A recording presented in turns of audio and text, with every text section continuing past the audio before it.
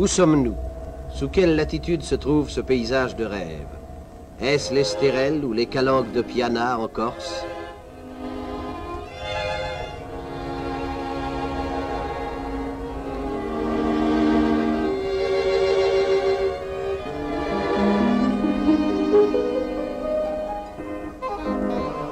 Peut-être les Pyrénées, où la nature nous réserve l'un des secrets de son art.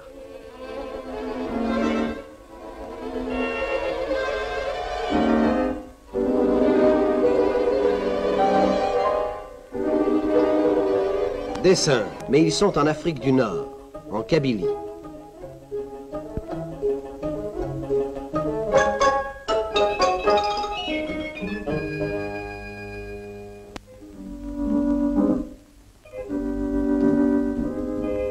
L'amateur de sites rares jouit à chaque détour du chemin de sensations neuves.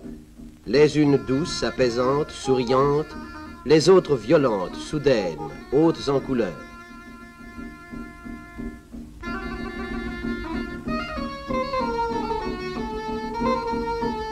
La Kabylie est limitée au nord par la Méditerranée.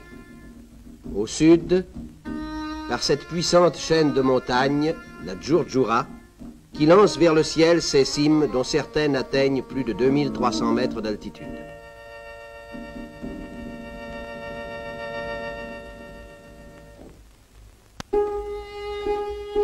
À l'ouest, entre le Djourdjoura et la Méditerranée, s'étendent dans la plaine d'immenses étendues de vignes qui produisent des vins de qualité fort honorable.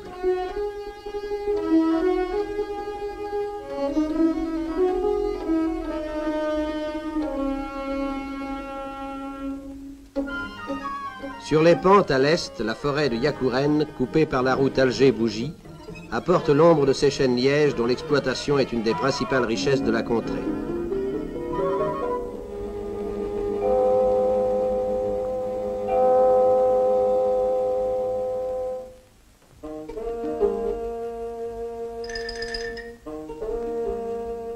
Dans la vallée de la Soumam alternent figuiers et oliviers, dont la cueillette est une ressource également importante.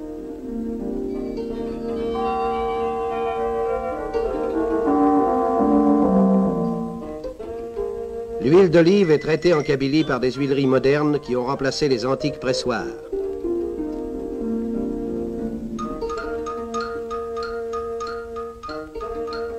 Le port de Bougie exporte vers la métropole tous les produits du sol kabyle.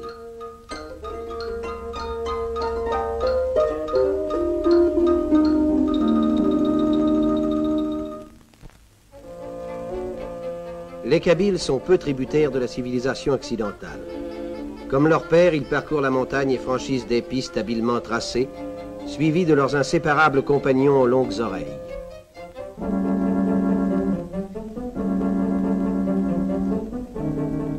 Tout le long des sentiers, les villages où les morts disputent la place aux vivants sont nichés sur les hauteurs, d'où l'on voit venir l'ennemi. Cette disposition très particulière rappelle la Sardaigne, la Corse, la Ligurie.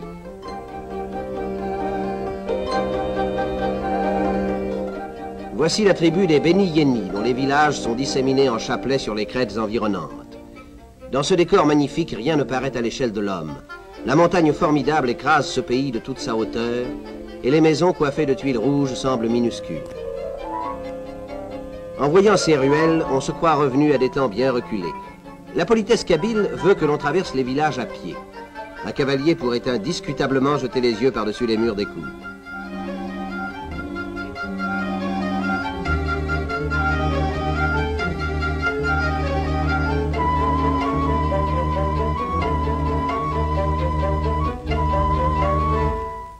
L'artisanat est en faveur chez les Kabyles. Ils exécutent avec goût certains travaux d'ébénisterie et de marqueterie.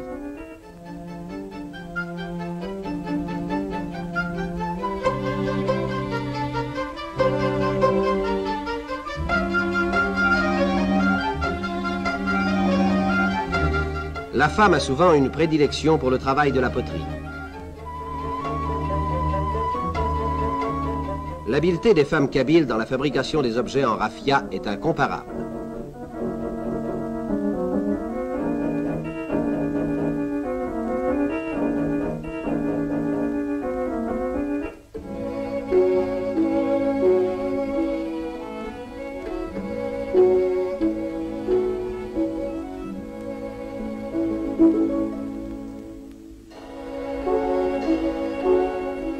L'évolution de l'artisanat, source de profit pour les populations montagnardes, a été vivement encouragée par le gouvernement général.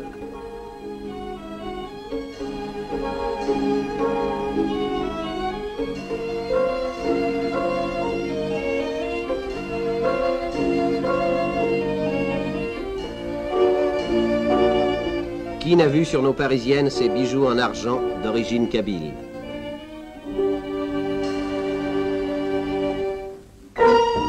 Au bord d'un sentier bordé de cactus s'élève le Café Mauve, lieu de réunion et de détente pour les hommes qui viennent y flâner ou s'y arrêtent pour une partie de cartes sous l'œil déjà passionné des enfants.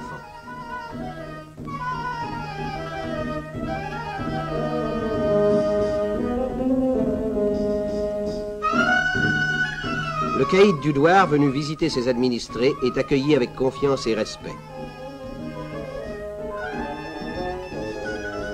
Ces notables qui discutent ont le caractère de leur race. Ils sont tenaces dans leurs opinions, leurs idées ont la solidité du roc de leur sol. Les enfants, à la sortie de l'école, aiment à se rassembler pour admirer le splendide panorama dont ils sont légitimement fiers. Les Kabyles sont restés soumis à la religion du prophète, dont les actions de grâce se perpétuent à la mosquée et au marabout. Le respect des morts est inébranlable. Sur les tombes entourées de 3 rebords de pierre, les familles viennent prier.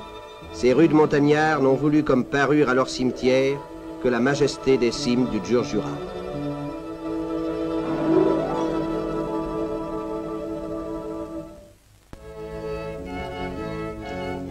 Dans cette contrée surpeuplée, le gouvernement général a dirigé ses efforts sur les conditions sanitaires. Et dans ce but, de nombreux hôpitaux ont été fondés qui reçoivent journellement tous les malades ayant confiance en la médecine française. Dans cette cour fleurie, femmes et enfants ont une convalescence heureuse sous la surveillance d'un médecin-chef.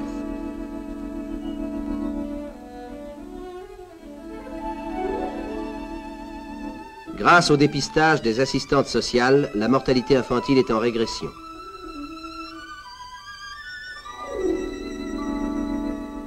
Après une longue maladie, cette jeune femme renaît parmi les fleurs.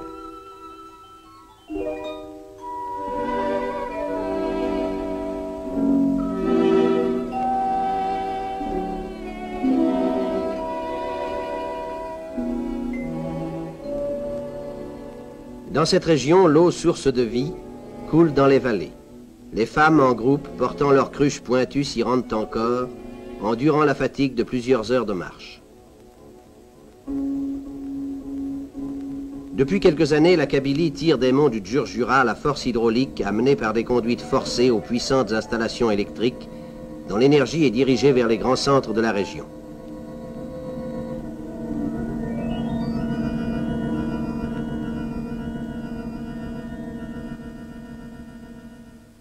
L'électricité dans les villages a permis de pomper dans d'immenses réservoirs l'eau potable qui alimente les fontaines.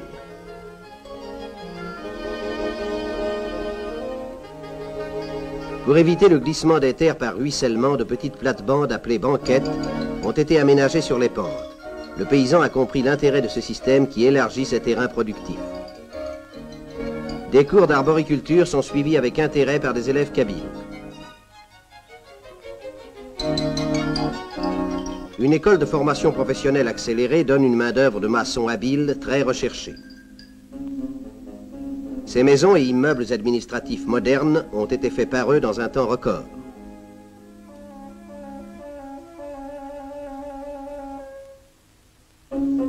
L'administration française a construit de vastes bâtiments clairs et aérés qui ont remplacé les anciennes écoles laïques devenues trop étroites. Proches des monts du Djurdjura, les premières écoles sous l'égide des Pères Blancs subsistent encore, et ceux-ci orientent leurs élèves du côté de l'artisanat.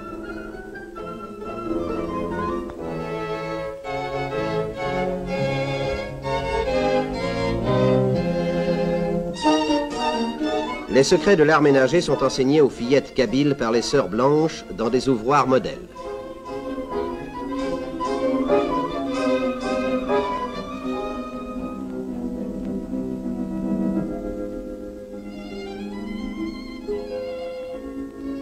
Le gouvernement général non seulement a créé de nouvelles écoles, mais il a voulu organiser des colonies de vacances. Et à cet effet, une route a été tracée dans la montagne qui traverse de curieux villages en terrasse.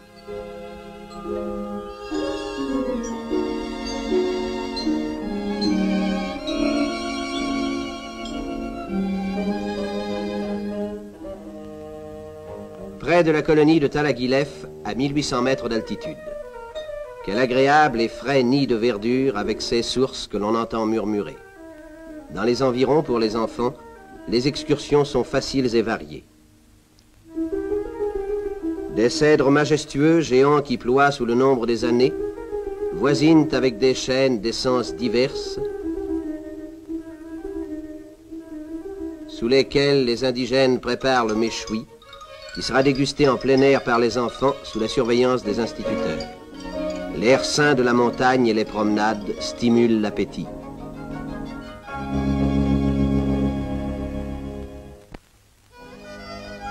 La route ondule dans un décor d'arbres et de verdure.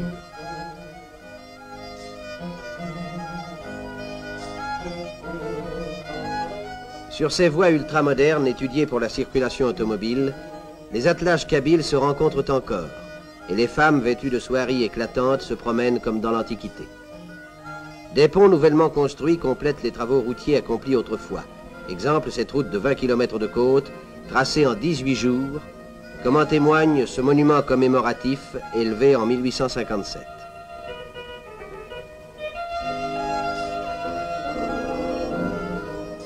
L'administration a tenu à développer le vaste réseau routier de Kabylie en utilisant de puissantes machines qui permettent de réaliser des voies de premier ordre.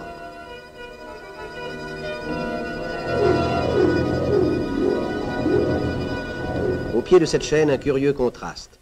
Sur cette route qui suit le tracé d'une ancienne piste, les femmes poursuivent leurs occupations ancestrales.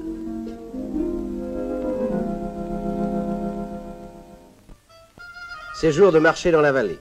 Pour s'y rendre, les hommes ont à faire 2 heures de chemin. Au long des sentiers venant de la montagne défilent d'interminables troupeaux de chèvres et de moutons.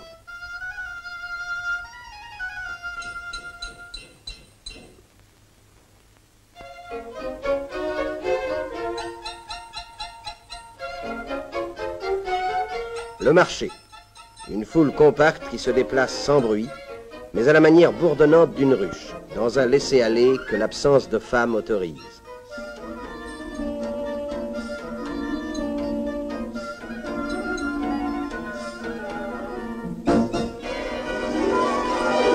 Ce marchand vante exclusivement des ustensiles provenant de la métropole. Loterie kabyle, au tirage immédiat.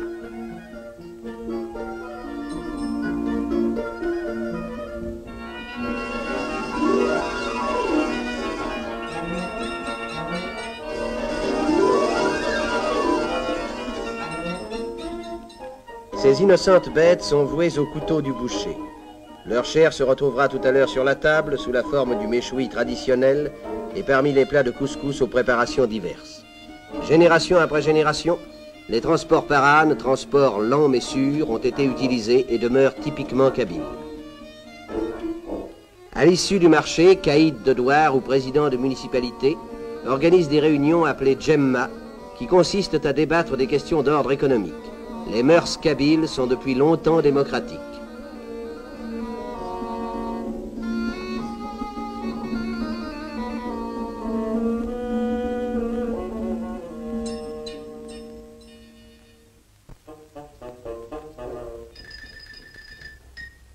Les Kabyles aiment la France. Nombreux sont ceux qui passent par Tizi Ouzou pour prendre le car d'Alger ou attendre l'autorail qui ramènera un des leurs venant de la métropole.